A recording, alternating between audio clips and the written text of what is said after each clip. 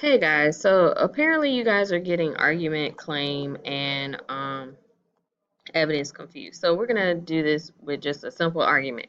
So the argument I have here is teachers should not have guns in the classroom. All right. And claims are the reasons why my argument is correct. So I have three claims, okay, or three reasons.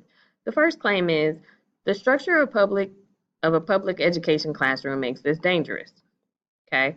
And money would be better spent on psychologists and case managers, and teachers cannot afford the liability of guns in classrooms. These are all reasons why teachers should not have guns in the classroom. Okay?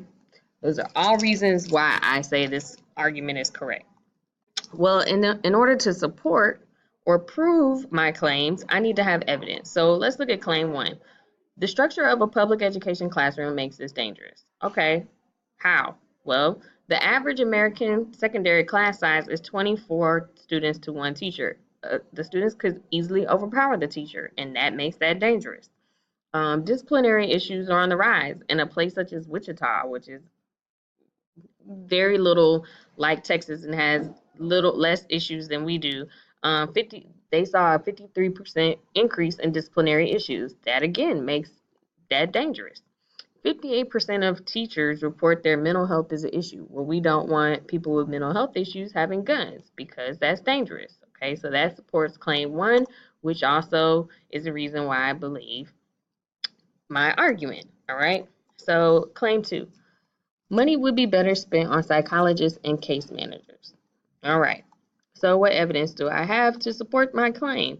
The average school has counselors responsible for 500 students. That means for every 1,000 students, there's only two counselors. So, somebody is not getting their needs met, okay, which is why psychologists being put in schools would be a better use of money than buying teachers' guns. 13% of the population in schools is special ed. So keep in mind, we already have students who are not getting their needs met. I'm sure there are some special ed students who are also not getting their needs met, and they need that, all right, which is also a good reason why money would be better spent on psychologists and case managers. So in Baltimore, they utilize psychologists to help with lower socioeconomic families, so they could make better decisions with their students. Okay, which is another good reason to spend money on these mental health professionals. Okay, which again is a reason that I've said teachers should not have guns. Okay. All right, so my claim three. Teachers cannot afford the liability of guns in classroom. Okay, here's my proof. The average teacher makes approximately $56,000 a year. Well, that's not a lot of money. Okay, so they really probably can't afford that. Gun owners are liable for accidental shooting. So let's say a teacher accidentally shoots somebody in the midst of protecting her class, his or her class, or whatever. Okay, they could be sued and they will be responsible. Nobody else will be. Victims have been awarded six-figure sums in those cases. Okay, well, if you make $56,000 a year, you're not going to be able to afford that, which all supports my reason why teachers should not have guns.